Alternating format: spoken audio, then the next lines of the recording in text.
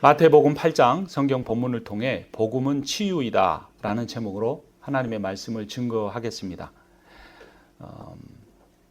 이제 저는 57세가 됩니다. 이번 생일이 되면 참 젊은 아이들을 보면 더 건강해 보이고 뭐 아직도 저도 젊다고 하지만 이렇게 몸이 아프거나 그럴 때 또 나이가 들어감을 볼 때 사람의 육신은 한계가 있구나라는 것을 깨닫습니다.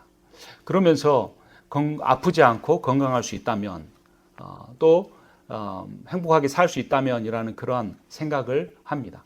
그런데 결국 사람은 죽습니다. 건강하게 100세를 살아도 결국은 죽고 아프면서 100세를 살아도 결국은 죽습니다.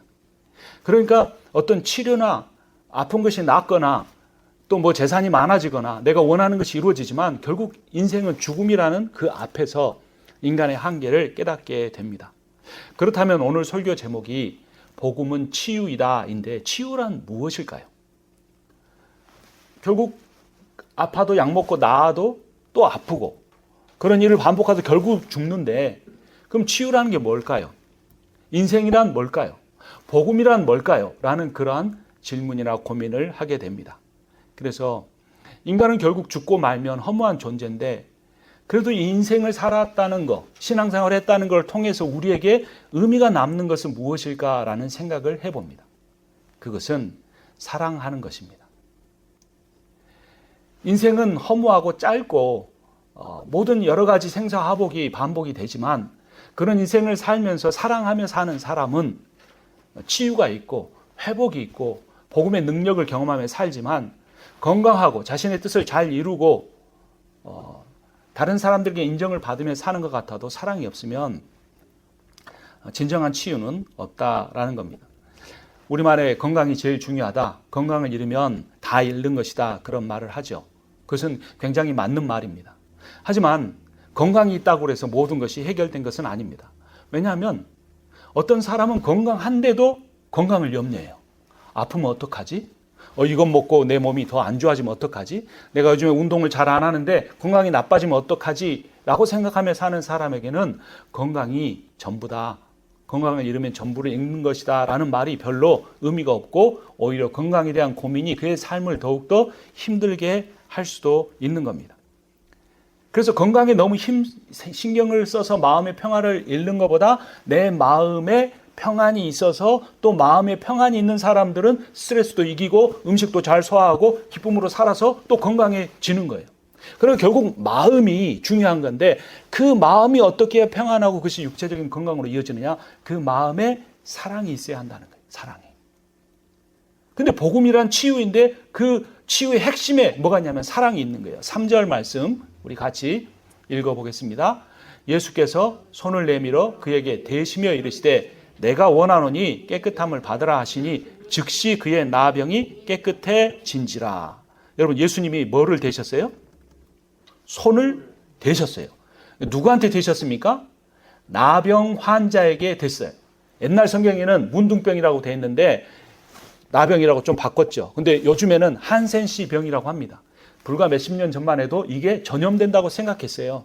근데 예수님 당시에는 이러한 병균이 없는 전염만이 아니라 그는 영적으로 문제가 있는 사람이어서 하나님의 저주를 받았다고 생각했기 때문에 이러한 저주받은 환자에게 손을 대면 그 환자에게 있는 저주가 질병이 자기에 옮겨온다는 것이 유대교를 믿는 사람들의 철저한 신앙이었고 그것이 어떤 그 위생학적 생각이었어요.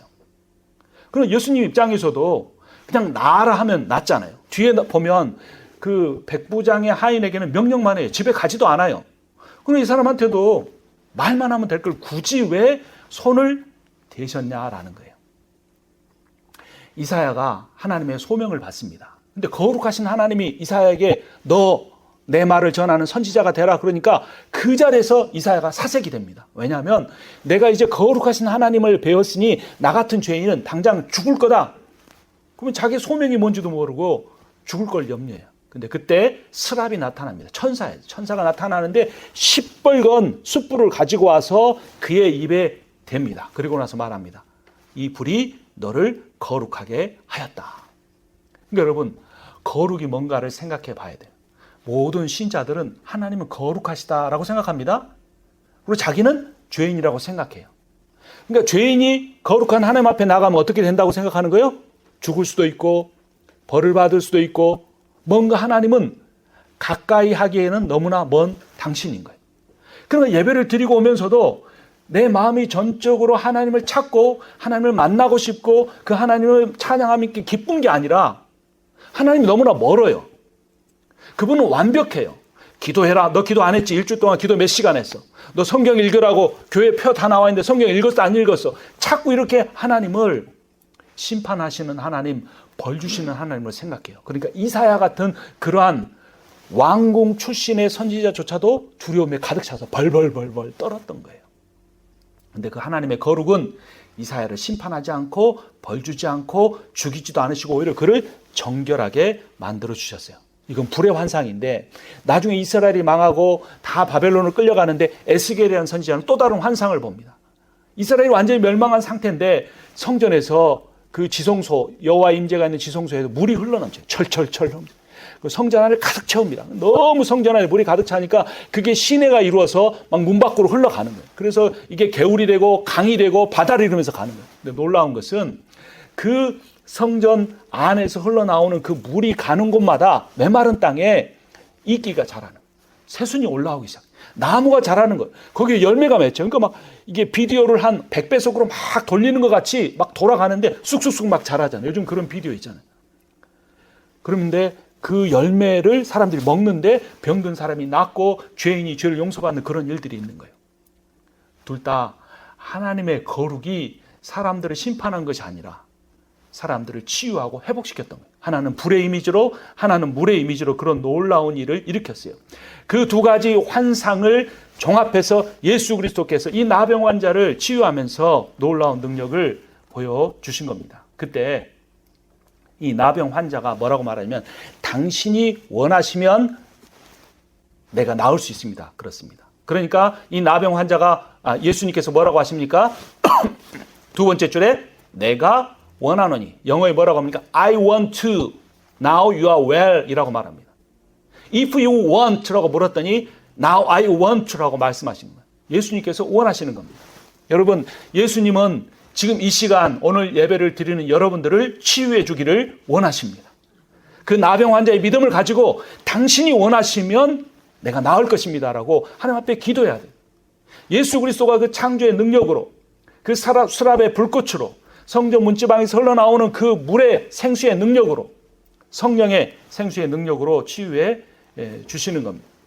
절망의 질병이 소망으로 바뀌고, 저주의 질병이 축복으로 바뀌고, 소외의 질병이 화목의 됨으로 바뀌어질 수 있습니다. 그때 예수께서 이 나병 환자에게 한 가지 경고를 하십니다. 4절 말씀 우리 같이 4절 읽겠습니다. 예수께서 이르시되 삼가 아무에게도 이르지 말고 다만 가서 제사장에게 내 몸을 보이고 모세가 명한 예물을 드려 그들에게 입증하라 하시니라. 두 가지 대조되는 일이 있어요. 누구한테는 말하지 말아라? Don't tell anyone. 아무에게도 말하지 말아라. 근데 누구한테만 보여라? 제사장에게만은 보여라 라고 말하고 있는 거예요. 이게 대꾸를 이루고 있는 이런 내용들을 잘 관심을 가지고 봐야 돼요. 사람들한테 왜 알리지 마라 그랬을까요? 여러분, 만약 오늘 제가 기도했더니 여러분 중에 누가 오랫동안 앓고 있던 병이 나았어요. 그럼 제가 여러분들한테 좀 가서 사람들이 알리라고 하겠어요? 말하지 말라고 하겠어요? 알리라고 하겠죠. 왜 그래요? 소문이 나야 될 거 아닙니까? 부에나파, 오렌지 카운티, LA 카니까 소문이 나면 사람들이 다음 주에 얼마나 몰려오겠어요. 예수님도 하나님의 복음을 전하러 왔으니까 소문이 나야 되는데 그것을 막아버리셨어요. 그러면서 제사장한테는 굳이 가서 그것을 입증해라, 프로브해라 라고 말을 하고 있습니다. 복음의 핵심은 모른 채 치유만 받으려고 하는 사람에게는 알리지 말라고 하는 거예요. 여러분, 오늘날 많은 사람들이 교회에 왜 나올까요? 복음을 알고 싶어서 나올까요? 아니면 자기 문제를 해결받고 싶어서 나올까요?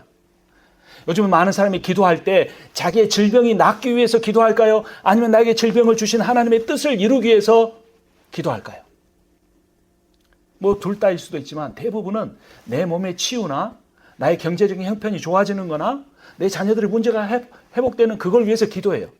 그런 문제조차 없으면 기도도 안 해요. 몇십 년 전에 그렇게 힘들었을 때는 울며 불며 기도했던 사람들이 그런 내용이 없으면 기도하지 않아요. 그러니까 복음의 핵심을 모르는 사람들에게는 복음이 더욱더 감춰집니다. 그러니까 점점 더 신앙이 약해져요. 불꽃이 사그라들어요. 성경을 읽어도 그 읽고 싶은 마음이 생기지 않아요. 기도해도 1분을 넘기기가 힘들어요. 복음의 핵심을 모르고 종교생활만 하면 점점 더 힘들어진다는 겁니다. 여러분, 아프면서 복음을 모르는 것, 이것은 최악입니다. 최선은 뭐겠어요? 건강하면서 복음을 아는 것이겠죠. 이 마이더스의 손이라는 이야기를 아시죠? 굉장히 부자 왕이 있었습니다. 더 욕심이 있었어요. 그래서 술의 신인 디오니소스에게 내가 만지는 것마다 금이 되게 해달라고 부탁을 했습니다. 그런 능력이 생겼습니다. 만지면 다 금이 되는 거예요. 엄청난 부자가 됐습니다. 근데 금이 너무 많이 쌓이니까 이제 밥을 먹으려고 했어요. 진수성찬을 차렸어요. 그래서 그 음식을, 고기를 딱 잡았는데 그게 금으로 변했어요. 먹을 수가 없게 된 거예요. 굶기 시작했어요. 힘들어졌어요. 사랑하는 딸이 와서 위로해 줬어요. 아빠, 어떻게 된 거예요? 이래 다 이야기했어요. 그래서 그 딸이 아빠의 손을 잡으니까 그 딸의 손을 딱 잡았는데 그 딸도 금으로 바뀌어버렸어요. 이 이야기가 오늘날 우리에게 말해주는 것이 무엇입니까? 이 세상, 자본주의 세상은 점점 더 돈 하면서 그 돈을 쫓아 살아가고, 우리가 과거에 가난했던 때보다 더 부유하게 되고, 못 먹었을 때보다 더 많이 먹게 되고, 옛날 병원 못 갈 때보다 원하면 병원 갈 수 있지만 우리의 삶에는 쓸모없는 금으로 가득 차고 있지 않는가 우리가 돌아봐야 돼요. 그러니까 예수님은 그 복음의 핵심인 사랑을 모르는 사람에게는 치유의 사건을 감춰주셨어요. 근데 왜 제사장에게는 가라고 했을까요? 레위기 14장을 보면 레위기에서는 병 나은 사람이 제사장에게 가서 보이고 증명을 해야 했어요. 왜냐하면 당시에 나병이라는 것은 부정한 병이었기 때문에 나병에 걸린 사람은 가족과 살 수 없었어요. 집에서 나와야 했어요.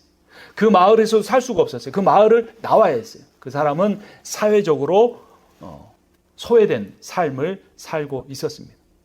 예수님께서는 나병 환자의 육체적인 질병만 고쳐주신 것이 아니라 그의 깨어진 가족과의 관계를 회복시켜 주시고 그의 깨어진 나뉘어진 친구 관계를 회복시켜 주기를 원하시는 것입니다. 여러분, 우리의 결국 치유의 목적은 무엇이 돼야 되냐면 내 아픈 몸이 낫는 것이 아니라 내가 건강하게 될 때, 또 내가 남은 그 삶을 통해서 내가 다른 사람들과 관계를 회복하고 그 사람들을 내 기준을 가지고 판단하지 않고 용납하고 이해하고 용서하고 사랑하는 그 관계의 회복이 진정한 치유인 거예요. 그렇지 않았더라면 이 나병 환자가 굳이 그에게 제사장에게 가서 보이라고 말하지 않았을 거예요. 근데 요즘 시대는 코로나를 지나면서 사람들이 온라인으로 예배를 드리고 교회를 안 나가기 시작하면서 나 혼자 신앙생활에도 구원받을 수 있다 이렇게 생각합니다. 내 몸 아픈 것만 고쳐지면 괜찮다. 내 경제적인 문제만 해결되면 괜찮다. 나와 하나님과 1:1 관계에서 살면 된다라고 오해하고 착각하고 있는 거예요. 그러나 예수님께서는 제사장에게 가서 보임으로써 너희 관계를 회복하라고 말씀하시는 겁니다. 진정한 치유는 관계 회복이에요. 내가 판단하고 이해할 수 없는 사람, 내가 용납하고 사랑할 수 없는 사람, 그런 사람을 갖고 있으면 아무리 몸이 건강해도 그 사람은 치유받지 못한 거예요. 그러나 아무리 몸이 아파도 내가 몸이 아프기 때문에 내가 이전엔 돌아보지 않았던 아픈 사람들 돌아보고 기도해주고 하는 것. 그러한 관계가 회복이 된다면 우리의 아픔이나 우리의 질병은 전혀 우리를 힘들게 하는 것이 아니라 우리를 하나님께 더 나아가게 하는 것이 될 것입니다. 두 번째 치유의 사건이 일어납니다. 백부장입니다. 8절 말씀 함께 읽겠습니다. 백부장이 대답하여 이르되 주여 내 집에 들어오심을 나는 감당하지 못하겠사오니 다만 말씀으로만 하옵소서. 그러면 내 하인이 낫겠사옵나이다. 여러분, 제가 어렸을 때 가정방문 선생님들이 하시잖아요. 그럴 때 어떻습니까? 가정방문 하기 전에 TV 있는 사람 다 손들어 뭐 이런 거 안 해보셨어요? 뭐 라디오 있는 사람 손들어 뭐 그런 거 합니다. 저희 집은 가난해도 저희 아버지께서 TV를 사놓으셔서 TV 있는 사람 손들어 그럴 때 힘있게 손을 든 적이 있는데, 선생님들이 가정방문 온다 그러면 참 주저주저했어요. 아니면 집이 가난하고 이렇게 보잘것이 없는데, 저희 특히 중학교 2학년 때 선생님이 여자 선생님이 얼마나 예쁘셨는지 몰라요. 근데 그 예쁜 선생님이 우리 집에 와서 초라한 모습을 이게 보여드린다는 게 참 쉽지 않았어요. 근데 이렇게 또 선생님들이 오시면 음식을 내놓잖아요. 음식 내놓는 것도 부잣집에 가면 막 이렇게 뭐 대단한 것도 내놓는데, 저희 집에는 별로 내놓는 것도 없는데, 제가 목회할 때도 목사가 신방 간다고 하면 그분들이 해서 기도해 주러 가는데, 그분들이 다 어떤 음식 내놓는 게 신경을 많이 쓰시고, 이거 뭐 이렇게 다 차려놓고 다 먹고 가기를 또 원하시는 거예요. 그런데 이 백부장도 자기 하인을 사랑해서 고쳐달라고 기도했는데, 예수님이 오시는 걸 감당하지 못하겠다고 했어요. 백부장 집이 허름했을까요? 아니에요. 얼마나 부유했냐면, 그 당시에 100명 정도의 로마 군인들을 거느리는 그 중대장인데, 센츄리아라고 합니다. 그래서 일반 군인보다 20배나 더 많은 월급을 받았어요. 로마의 중산층입니다. 로마 사회에서도 어떤 사회적 지위가 있는 사람이었어요. 그럼에도 불구하고 저 시골 나사렛 출신인 예수님이 자기의 집에 오는 것을 감당치 못하겠다고 하는 그러한 겸손을 가지고 있었습니다. 그래서 예수님께서 그를 향하여 뭐라고 말씀하십니까? 10절 말씀. 10절 같이 읽겠습니다. 예수께서 들으시고 놀랍게 여겨 따르는 자들에게 이르시되, 내가 진실로 너희에게 이르노니 이스라엘 중 아무에게서도 이만한 믿음을 보지 못하였노라. 여러분, 이 말을 들은 유대인들이 얼마나 부끄러웠을까요? 여러분 생각해 보세요. 불교 신자가 우리 교회 딱 왔는데, 그 사람 예배 드리고 나서 담임 목사님이 우리 교회 성도들 어떤 사람의 믿음보다 오늘 이 예배 처음 드리러 온 이 불교 신자 믿음이 대단합니다. 여러분 믿음은 다 이 불교 신자보다 못합니다. 그러면 그 교인들의 마음이 어떻겠어요? 얼마나 마음이 상하겠어요? 내가 얼마나 기도하고 얼마나 성경도 읽고 선한 일도 많이 하고 금식도 하는데 이런 생각을 하지 않겠습니까? 예수님께서 무엇 때문에 이 백부장의 믿음을 유대인들 중에 가장 뛰어난 믿음이라고 생각했겠습니까? 이 백부장의 이야기를 다른 복음서에서 자세히 읽어보면 예수님이 그 집에 오지 않아도 된다라는 근거를 어떻게 되냐면, 나도 장교인데 내가 장교로서 편지를 써서 내 부하들에게 보내면 그 부하들이 그 편지를 나의 직접적으로 온 것으로 똑같이 여기고 목숨을 걸고 싸웁니다. 나 같은 사람의 명령도 내 부하들이 듣는데 하늘의 왕이신 예수께서 하신 말씀의 권위가 내 하인의 질병을 고치지 못하겠습니까? 라고 했던 겁니다. 예수님의 권세, 그분의 권위, authority, 그분의 파워를 인정했기 때문에 그의 믿음이 대단한 믿음이었던 겁니다. 여러분, 예수 그리스도의 능력을 믿으시기 바랍니다. 그분은 not only Savior, but also the Lord. 대부분의 사람들이 예수님을 Savior로만 생각해요. 구세주, 나를 위해 십자가에 죽으셨다만 생각해요. 그러나 그분은 우리의 Lord입니다. Lord라는 말은 황제에게만 사용되는 단어였어요. 아도나이라는 단어. 그분이 트럼프보다, 그분이 온 세상에 어떤 부유한 사람보다 더 권세를 갖고 있다는 믿음이 있을 때에 우리에게 치유의 능력이 나타나게 될 것입니다. 그럴 때 이 소문이 예수님께서 내지 말라고 했는데 소문은 났고 많은 사람들이 몰려옵니다. 16절과 17절 교독합니다. 저물매 사람들이 귀신 들린 자를 많이 데리고 예수께 오거늘 예수께서 말씀으로 귀신들을 쫓아내시고 병든 자들을 다 고치시니 이는 선지자 이사야를 통하여 하신 말씀에 우리의 연약한 것을 친히 담당하시고 병을 짊어지셨도다 함을 이루려 하심이라.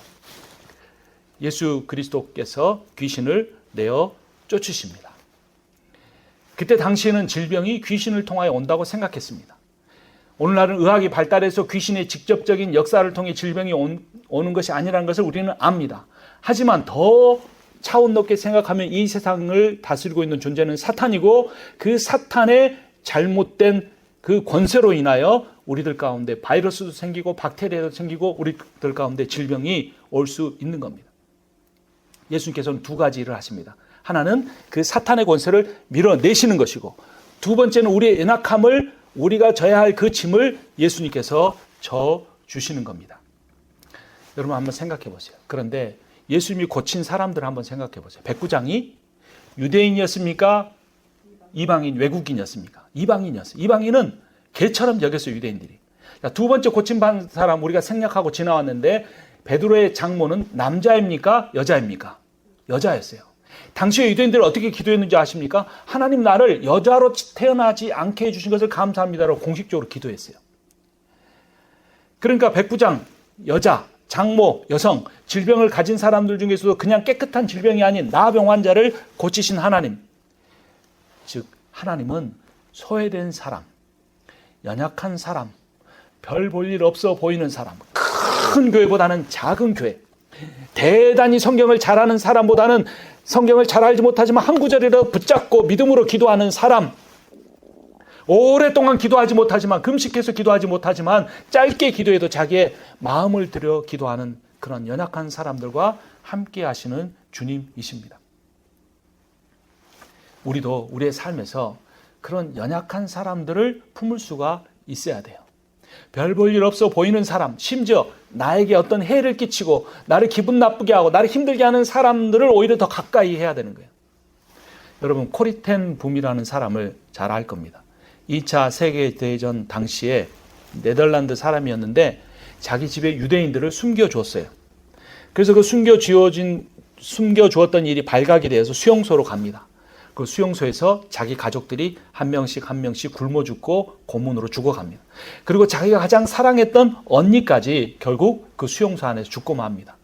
코리 텐 붐은 그곳에서 무사히 빠져나오지만 너무나 고통을 받았고 상처를 가지고 살아왔어요. 그런데 전쟁 후에 예수님을 더 깊이 만나고 그 하나님의 용서에 대한 간증을 하고 다녔습니다. 그날도 간증을 다 마치고 나가려고 하는데 어떤 한 나이 든 사람이 자기에 가까이 왔어요. 그러면 자기에게 말했어요. 당신이 말한 그 수용소 간수 중에 한 사람이 바로 저였습니다. 당신의 가족을 고문하고 굶게 하고 죽게 만든 그 사람들 중에 한 명이었습니다. 당신이 하나님의 사랑으로 그 모든 사람을 용서하셨다고 했는데 나도 용서해 줄 수 있겠습니까? 라고 물었습니다. 코리 텐 붐은 그때 갑자기 온 세상이 깜깜해지는 듯한 느낌을 가졌습니다. 손이 부들부들 떨렸습니다. 가슴이 쿵쾅쿵쾅쿵쾅 하는데 견딜 수가 없었습니다. 자기 이제까지 하나님에게 그들을 용서했다고 말하고 그 용서의 복음을 전하고 다녔지만 자기의 가족을 죽게 한, 사랑하는 언니를 죽게 한 그 사람이 앞에 서서 용서해 달라고 할 때 너무나 힘들었습니다. 용서하는 감정이 생기지 않았어요. 사랑하는 마음이 생기지 않았어요. 하지만 코리 텐 붐은 말씀에 의지해서 의지적으로 손을 내밀고 그의 손을 붙잡고 용서한다고, 하나님의 사랑으로 구원받기 원한다고 선포했어요. 근데 그 손을 잡은 그 순간, 선포하는 그 순간 그의 코리 텐 붐 안에 하나님의 사랑이 가득 차고 그가 이제까지 가지고 살았던 그 상처, 아픔, 고통이 완전히 치유되는 것을 경험했습니다. 여러분, 진정한 치유란 뭘까요? 나를 아프게 하는 이 질병이 낫는 걸까요? 나를 오랫동안 고통스럽게 했던 어떤 인간관계가 해결되는 걸까요? 사람은 다급할 때는 그 문제만 해결되면 내가 하나님 더 잘 섬길 것 같지만 사실은 그 문제가 해결되고 나면 더 교만해지고 나중심적이 되고 하나님 뜻대로 살기보다는 내 뜻대로 살려고 하게 됩니다. 여러분, 삶에 고난이 있고 아픔이 있고 시련이 있고 질병이 있고 어려움이 있습니까? 분명히 이것은 하나님의 뜻임에도 불구하고 오랫동안 기도했는데 이루어지지 않는 것이 있습니까? 여러분, 그것은 하나님이 여러분을 벌 주시는 것이 아닙니다. 하나님이 여러분들을 축복의 통로로 이끌어 주시는 겁니다. 마태복음 12장 28절을 보면 우리 함께 읽겠습니다. 그러나 내가 하나님의 성령을 힘입어 귀신을 쫓아내는 것이면 하나님의 나라가 이미 너희에게 임하였느니라. 아멘. 여러분 안에 하나님 나라가 이미 임했음을 믿으시기를 바랍니다. 하나님의 나라는 하나님의 통치이고 하나님의 통치의 핵심은 치유의 능력이고 치유의 핵심은 사랑입니다. 그 하나님이 사랑으로, 능력으로 여러분과 함께 계심을 믿으시기 바랍니다. 그럼에도 불구하고 사탄은 우리들 마음속에 우리가 연약해질 때마다 우리를 넘어뜨리려고 합니다. 그런데 성경 말씀은 우리에게 이렇게 다시 한번 선포합니다. 에베소서 6장 11절 12절 교독합니다. 마귀의 관계를 능히 대적하기 위하여 하나님의 전신갑주를 입으라. 우리의 씨름은 혈과 육을 상대하는 것이 아니요 통치자들과 권세들과 이 어둠의 세상 주관자들과 하늘에 있는 악의 영들을 상대합니다. 아멘. 내 지금 육체를 약하게 하는 질병만 아니라 그 너머에 있는 마귀의 관계를 대적하시기를 바랍니다. 나를 늘 우울증에 빠지게 하고 무기력하게 만들고 하나님의 일을 정말 포기하게 하고 싶게 하는 그런 마음 드는 것, 그런 마음을 주는 악의 영들을 상대하시기를 바랍니다. 우리는 반드시 이 싸움에서 이길 겁니다. 왜냐하면 주님께서 이미 우리에게 능력을 주셨기 때문입니다. 누가복음 10장 19절 말씀 같이 읽습니다. 내가 너희에게 뱀과 정갈을 밟으며 원수의 모든 능력을 제할 권능을 주었으니 너희를 해칠 자가 결코 없으리라. Nothing can harm you. 아무것도 너희를 해롭게 할 수 없을 것이다. 여러분 이 말씀을 믿으십니까? 아멘. 그러니까 우리는 아프더라도 이미 영생을 얻은 자들이고 우리는 우리의 인생의 고난을 지날지라도 이미 승리를 보장받은 사람이라는 사실을 잊어서는 안 되는 거예요. 사탄이 우리를 끊임없이 넘어뜨리게 하는데 7가지 공격이 있습니다. 다음 화면을 보시면 공격하는 내용을 읽을 때 여러분들 어떻게 답을 하시냐면 그 뒤에 나오는 단어를 가지고 무엇으로 이깁니다 이렇게 말씀하시면 돼요. 제가 죄와 죄의 사슬로 공격합니다 하면 여러분이 십자가의 보혈로 이깁니다 이렇게 하시면 돼요. 아시겠죠? 사탄은 죄와 죄의 사슬로 우리를 공격합니다. 십자가의 보혈로 이깁니다. 거짓과 속임수로 공격합니다. 말씀의 분별로 이깁니다. 두려움과 절망으로 공격하면 사랑과 능력으로 이깁니다. 우상 숭배와 거짓 영적 세력으로 공격하면 주 경배로 이깁니다. 영적 전쟁과 귀신의 권세로 우리를 공격하면 기도의 능력으로 이깁니다. 불의한 사회와 악한 문화로 우리를 공격하면 정의와 사랑으로 이깁니다. 육체의 욕망과 정욕과 세상 유혹으로 우리를 공격하면 성령의 소욕으로 우리는 이깁니다. 아멘. 사단의 공격이 없다는 말이 아니에요. 저는 7가지 공격을 계속해서 여러 가지로 육신의 질병으로 마음의 불안함으로 어떤 정욕으로 사람 관계를 통해서 공격하지만 저 7가지 무게를 통해서 우리는 반드시 승리할 수 있습니다. 그런데 저런 승리를 가져다 주신 예수님과 함께 했던 제자들조차도 어떤 태도를 갖는지 한번 봅니다. 25절, 26절 오늘 본문 교독합니다. 그 제자들이 나와 깨우며 이르되 주여 구원하소서 우리가 죽겠나이다. 예수께서 이르시되 어찌하여 무서워하느냐 믿음이 작은 자들아 하시고 곧 일어나사 바람과 바다를 꾸짖으시니 아주 잔잔하게 되었거늘. 죽겠나이다. 무서워하는 그들의 모습입니다. 그들의 마음속에 무엇이 가득합니까? 두려움이 있어요. 여러분 안에는 두려움이 있습니까? 평안이 있습니까? 여러분 몸이 아파도요 평안한 마음을 가진 사람이 있고 건강해도 불안한 마음을 가진 사람이 있어요. 힘든 일이 가득해도 평안한 마음을 가진 사람이 있고 모든 문제가 다 술술 풀려도 불안한 마음을 가진 사람이 있어요. 그 차이가 뭘까요? 그것은 지금 내 삶에 나를 사랑하시는 주님이 함께 계시느냐 함께 계시지 않느냐라고 생각하는 거예요. 내가 타고 있는 배는 지금 풍랑에 흔들리고 있지만 이 배 안에 누가 계시는 걸 잊어버리는 거예요? 예수님이 계시는 걸 잊어버리는 거예요. 그 예수님이 누구세요? 말씀으로 온 천지 만물을 지으신 그 주님이시라는 거예요. 십자가에 죽고 부활하심으로 사단의 권세를 이기실 분이라는 거예요. 그 나룻배 조그만 배지만 예수님이 계시다는 거예요. 여러분 집이 작고 보잘것없고 내 인생이 연약하고 내 육신의 장막이 늙어지고 병들었지만 그 안에 성령이 계시다는 걸 믿으면 괜찮은데 임마누엘의 하나님을 잊어버려요. 근데 어떤 사람은 그건 기억하고 살아요. 아, 하나님 계시지. 근데 뭐를 못 믿어요? 그 하나님이 모든 문제를 해결하실 수 있다는 사실은 잊어버리는 거예요. 그분이 나를 공격하는 사단이 아니라 나를 구원하시고 내 안에 계신 그 주님이 나의 죽고 사는 것, 내 인생의 화와 복을 그 예수께서 주관하신다는 사실을 잊어버리고 살아가는 거예요. 여러분, 주님을 두려워하면 세상이 두렵지 않습니다. 세상이 두려운 이유는 세상을 두려워하는 만큼 10분의 1도 하나님을 두려워하지 않기 때문입니다. 주님을 두려워하면 내 질병이 두렵지 않습니다. 물론 질병이 내 인생의 어떤 문제들이 나를 힘들게 할 수 있지만 그거보다 더 주님을 경외하고 주님을 두려워하면 질병 따위는 두렵지 않습니다. 지금이라도 당장 하나님은 그 모든 것을 주관하시기 때문에 그렇습니다. 예수님의 제자들은 믿음이 작은 자들이었습니다. 그래서 예수님을 통해 많은 걸 보았고 많은 것을 공부했고 하지만 믿음이란 지식이 아니고 태도인 겁니다. 고난이 올 때 보이는 내 반응이 진짜 믿음이지 내 머리로 알고 있는 것이 내 믿음이 절대로 아니라는 겁니다. 환경을 보지 않고 예수를 보는 것이 진짜 믿음이고 그때 두려움이 소망으로 바뀌어집니다. 예수님은 그 두려움을 주는 존재를 어떻게 하십니까? 꾸짖으십니다. 바다를 꾸짖으실 때 그 파도가 잔잔해지고 혼란이 아닌 질서가 찾아옵니다. 여러분들 삶을 힘들게 하는 문제들이 있습니까? 그것을 향하여 꾸짖으십시오. 사탄아 물러가라고 대적하십시오. 예수의 이름으로 대적할 때 그것들이 예수의 이름으로 권세로 순종하고 잠잠하게 될 것입니다. 이 마태복음의 8장에 치유의 사건이 점점 확대가 됩니다. 처음에는 사람의 문제였어요. 나병이 해결되고 베드로의 장모의 열병이 떠나가고 근데 더 확대됩니다. 바다의 문제였어요. 비록 태평양은 아니었지만 갈릴리 바다 얼마나 큰지 모릅니다. 바다를 잠잠케 했어요. 근데 더 확대됩니다. 영적인 세력까지 예수께서 해결하십니다. 32절 말씀 함께 읽겠습니다.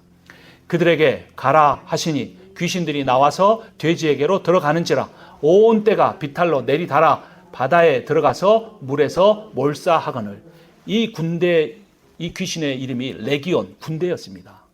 한두 귀신이 아니고 수많은 귀신들이 있었는데 예수께서 그 말씀의 권세로 그들을 이기셨습니다. 여러분, 예수 그리스도의 치유의 능력은 나 하나의 인생만 바꾸시는 것이 아니고 우리의 가정을 변화시킬 수 있고 우리의 교회를 변화시킬 수 있고 이 지역사회와 이 오렌지 카운티와 미국 땅과 전 세계를 변화시킬 수 있으십니다. 왜냐하면 예수 그리스도께서 그 모든 세상의 권세를 이기셨기 때문입니다. 골로새서 2장 15절 말씀 함께 읽겠습니다. 통치자들과 권세들을 무력화하여 드러내어 구경거리로 삼으시고 십자가로 그들을 이기셨느니라.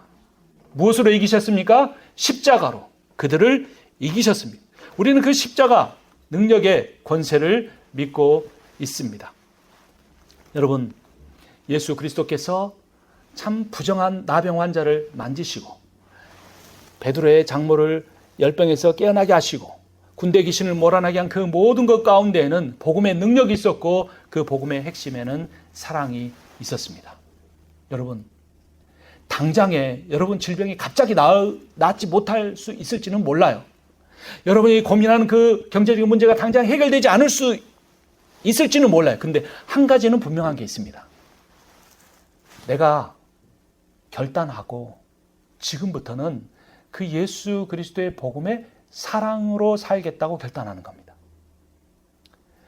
그 하나님의 사랑이 전부고 복음의 핵심이고 치유의 능력이고 그 사실을 믿고 그 사랑을 품으며 살겠다고 하면 이 싸움은 모든 것이 끝난 겁니다. 왜냐하면 베드로전서 4장 8절을 보면 사랑이 허다한 죄를 덮는다 그랬어요. 대부분의 우리의 마음에 불안한 것은 죄 때문이거든요. 근데 사랑이 우리를 지배하면 그 허다한 죄를 덮어버려요. 고린도전서 13장 7절을 보면 사랑은 모든 것을 기뻐한다 그랬어요. 모든 거에 뭐가 있겠어요? 고난, 환난, 인간관계 어려움, 질병, 가난, 내 뜻대로 안 되는 것 모든 게 다 있어요. 그런데 사랑은 그것도 다 기쁘게 만들어버려요. 사랑은 참게 만들고 사랑은 믿게 만들고 바라고 견디게 한다라고 분명하게 말해줘요. 가장 중요한 거, 우리 인생을 살아가는 힘들게 하는 게 두 가지가 있는데 하나는 권태, 인생이 의미가 없다고 느끼는 거. 또 하나는 뭐냐면 두려움이에요. 두려우니까 아예 시작을 안 하는 거예요. 근데 요한일서 4장 18절을 보면 사랑이 두려움을 쫓아낸다라고 말합니다. 그 사랑을 내 마음에 품으면 내가 아무리 가난하고 연약하고 부족해도 성경을 잘 모르고 신앙생활 잘 오랫동안 안 했어도 두려움으로부터 해방된 삶을 살아갈 수 있다는 거예요. 그러니까 진정한 치유는 뭐냐면 당장 내 병이 낫는 것이 아니라 당장 내 경제적인 문제가 해결되는 것이 아니라 내가 원하는 모든 일이 이루어지는 것이 아니라 예수 그리스도를 통하여 드러난 하나님의 사랑을 내가 품고 어떤 상황에도 어떤 순간에 이 사랑을 포기하지 않겠다고 그걸 붙잡고 살아갈 때 우리의 마음에 평안이 있고 기쁨이 있고 감사가 있어서 우리의 삶을 능력 있는 삶으로 바꿔 주실 것입니다. 복음이신 예수께서 십자가의 죽음으로 완성하신 그 사랑 안에 거하고 그 사랑의 능력으로 평안을 갖고 그 평안의 힘으로 육신의 질병까지 치유받는 여러분과 제가 되기를 주님의 이름으로 축원합니다. 우리 함께 찬양하겠습니다. 고치소서. 주님 우리를 고쳐 주옵소서. 무엇보다도 내 마음을 고쳐 주셔서 사랑으로 충만케 하여 주시옵소서. 고치소서. 주의 길을 걷게 하소서. 고치소서. 내게 새 힘 부어 주소서. 믿음 없는 내 마음 주께 고백하오니 주의 품에 쉬게 하소서.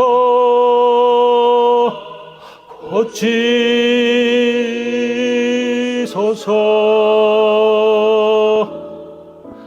내 기도에 귀를 기울이시며 내 신음에 응답하시네.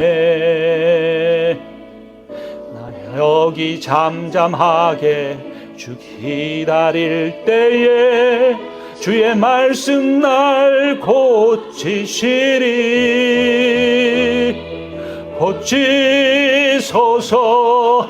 주의 길을 걷게 하소서. 고치소서. 내게 새 힘 부어 주소서.